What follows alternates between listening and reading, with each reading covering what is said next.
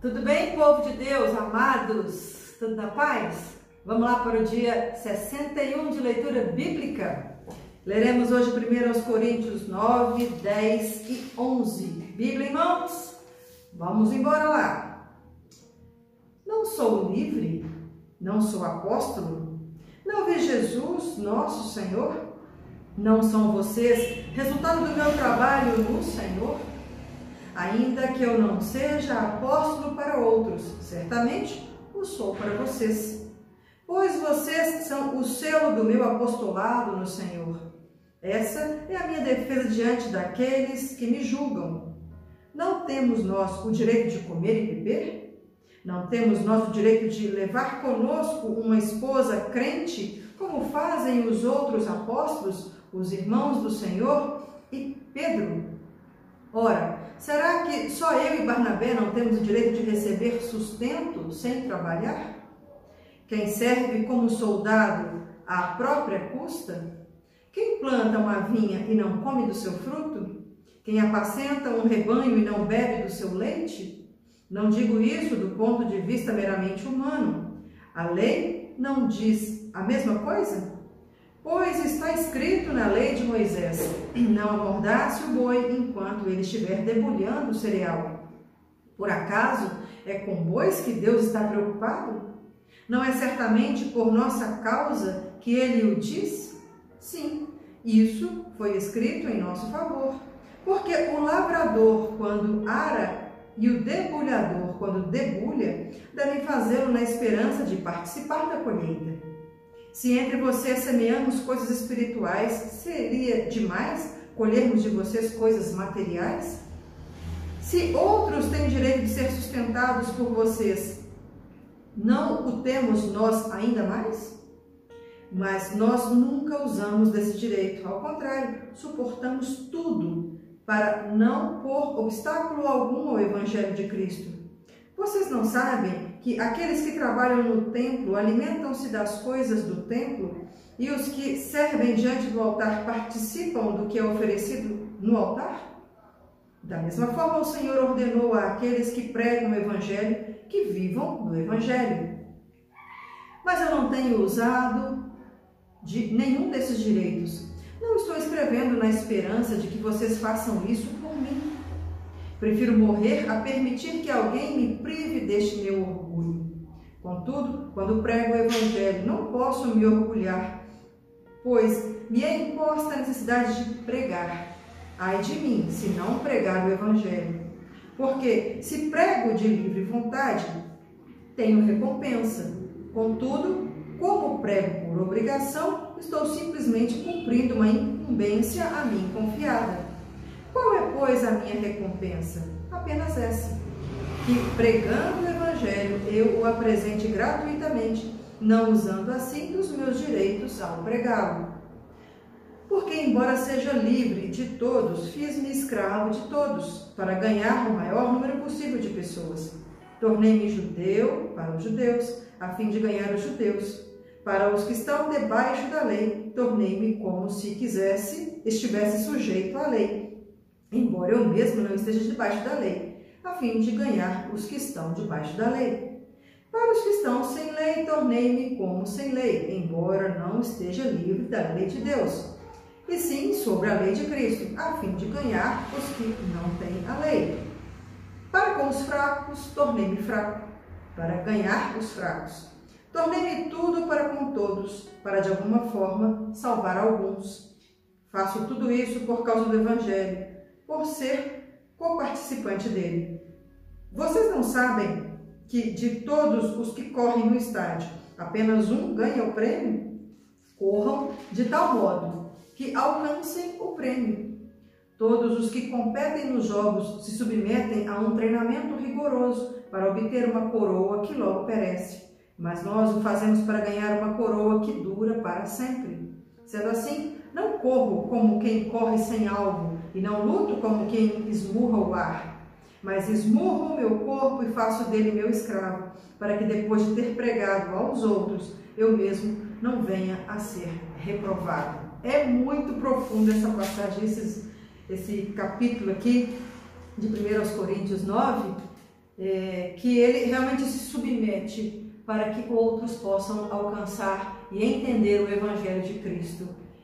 Com todo o esforço como um atleta tem ao se dedicar para poder querer ganhar uma coroa no final, um prêmio no final, ele também diz que ele também se esforça, ele é rigoroso no seu treinamento para que ele possa também conquistar uma coroa que não perece, uma coroa que dura para sempre. Ele esmurra o seu próprio corpo para que ele não venha sobrepujar toda a vontade do Senhor na sua vida, né? E que ele possa pregar a muitas pessoas. 1 Coríntios 10. Porque não quero, irmãos, que vocês ignorem o fato de que todos os nossos antepassados estiveram sob a nuvem e todos passaram pelo mar. Lembra lá do Antigo Testamento, né? A nuvem que acompanhava o povo de Israel e que o sol não os queimava, os protegia durante o dia, e todos passaram pelo mar, atravessaram o mar. Em Moisés, todos eles foram batizados na nuvem e no mar. Todos comeram do mesmo alimento espiritual e beberam da mesma bebida espiritual, pois bebiam da rocha espiritual que os acompanhava, e essa rocha era Cristo. Contudo, Deus não se agradou da maioria deles, por isso seus corpos ficaram espalhados no deserto. Essas coisas ocorreram como exemplos para nós, para que não cobicemos coisas más, como eles fizeram. Então, assim, Deus libertou o povo de Israel. Eles viram maravilhas, eles comeram do maná, eles beberam da água que saía da rocha, eles tiveram o mesmo ensinamento e oportunidades diante de Deus através de Moisés, mas a maioria falhou. A maioria desobedeceu e não quis, Deus não se agradou deles, como diz a palavra aqui, da maioria deles, e morreram ainda no deserto. Então, Paulo vai trazer assim, olha, essas coisas servem de exemplo para nós, para que a gente também não cobice coisas erradas e coisas más, porque também poderemos perecer por causa disso. Versículo 7. Não sejam idólatras, como alguns deles foram, conforme está escrito. O povo se assentou para comer e beber, e levantou-se para se entregar à farra. Vamos lembrar que na Bíblia a idolatria não é apenas adorar outro Deus, é colocar qualquer coisa e qualquer pessoa acima de Deus, ou no lugar de Deus. Então aqui o povo ficava lá almejando a comida, almejando a bebida, a farra e a vida de mundo, né? Ao invés de caminhar com o próprio Deus. Eles cometeram idolatria. Desejaram estar no Egito, comendo das panelas e das carnes, ao invés de caminhar no deserto com o próprio Deus. Então, versículo 8, não pratiquemos imoralidade, como alguns deles fizeram. E num só dia morreram 23.000. Não devemos pôr o Senhor à prova, como alguns deles fizeram, e foram mortos por serpentes. E não se queixem, como alguns deles se queixaram, e foram mortos pelo anjo destruidor. Essas coisas aconteceram a eles como exemplos, e foram escritas como advertência para nós, sobre quem tem chegado o fim dos tempos. Assim, aquele que julga estar firme, cuide-se para que não caia.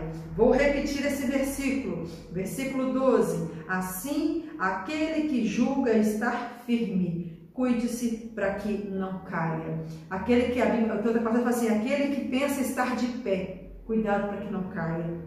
Então, assim, todos nós somos passíveis de errar e cair. Aquele que pensa, tá tudo bem, tudo firme, eu não vou pecar, eu não vou cair, eu sou forte nessa vigia, porque pode ser que você caia.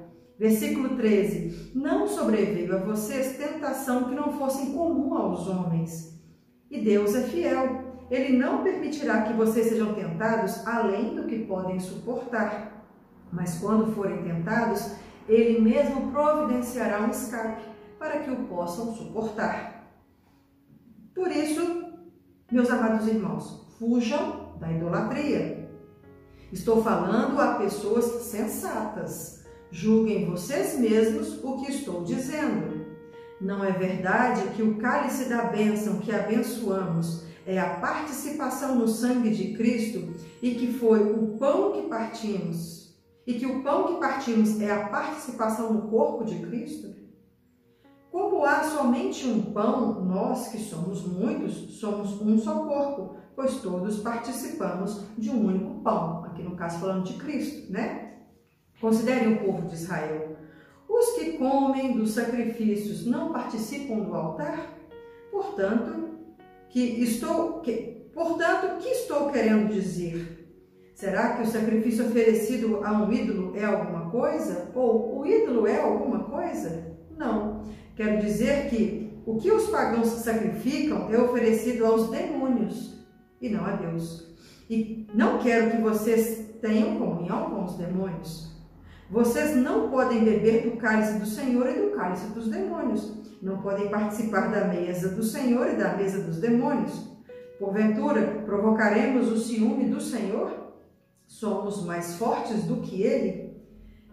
As festas, idólatras que as pessoas participavam e comiam daqueles alimentos, não quer dizer que eles têm poder para contaminar, como eu falei há pouco nos capítulos anteriores.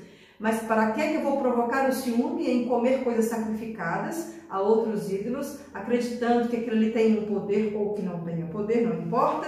Mas para que eu vou comer alguma coisa? Quando eu comungo com alguém, eu não faço parte daquilo? Quando eu faço parte de uma ceia, eu não faço parte daquele lugar? Eu não concordo com o que eu estou fazendo parte da ceia? Então aqui fala, não tem como você beber do cálice do Senhor e do cálice do demônio. Quem adora outros deuses, quem faz sacrifício a outros deuses, quem coloca outras coisas e pessoas no lugar de Deus, está em idolatria e está adorando, como diz aqui, a comunhão com demônios e não com Deus. Versículo 23, tudo é permitido, mas nem tudo convém. Tudo é permitido, mas nem tudo edifica. Ninguém deve buscar o seu próprio bem, mas sim o dos outros. Comam de tudo o que se vende no mercado, sem fazer perguntas, por causa da consciência, pois do Senhor é a terra e tudo o que nela existe. Se algum descrente o convidar para uma refeição e você quiser ir, coma de tudo que for apresentado, sem nada perguntar por causa da consciência. Mas se alguém disser, isso foi oferecido em sacrifício, não coma, tanto por causa da pessoa que comentou, como da consciência, isso é, da consciência do outro, não da sua própria. Pois, por que minha liberdade deve ser julgada pela consciência dos outros? Se participo da refeição com ações de graças, por que sou condenado por algo pelo qual dou graças a Deus? Assim, quer vocês comam, quer bebam, quer façam qualquer outra coisa, façam tudo para a glória de Deus. Foi convidado para uma pessoa, um ambiente, uma casa em que eles não adoram o Senhor, não servem a Deus. O que você comer, for servido, coma sem nenhum problema, presente a Deus, dê graça a Deus pela comida. Mas se alguém falou assim, olha fulano, essa comida que você está comendo aí foi consagrada a um Deus. Ele sabe, ele crê que isso tem poder. Para ele, essa comida consagrada tem poder. Não por causa da sua consciência, mas por causa da dele. Então não coma. Não participe daquilo que falou que é sacrifício a algum outro Deus. Está muito claro aqui, né, gente? Mesmo que eu tenha a liberdade de comer, é melhor que eu não coma por causa da consciência. Ih, fulano comeu comida consagrada. Ou fulano comeu alguma coisa que não era permitido a quem serve a Deus. Então, cuidado, né? Então, tudo que você for fazer, ou comer, ou beber, ou qualquer coisa, faça para glorificar o nome de Deus. Se aquilo que você vai fazer não glorifica o nome de Deus, então não faça. Versículo 32. Não se torne de novo aquela palavra motivo de tropeço, nem para os judeus, nem para os gregos, nem para a igreja de Deus. Também eu procuro agradar a todos, de todas as formas, porque não estou procurando o meu próprio bem, mas o bem de muitos, para que sejam salvos. Gente, é muito interessante e muito sério isso aqui. Eu viver não procurando agradar a mim, mas viver servindo ao outro. Ai, que difícil, né? Muito difícil, mas isso é a Bíblia e isso é o nosso chamamento como cristãos. Amém?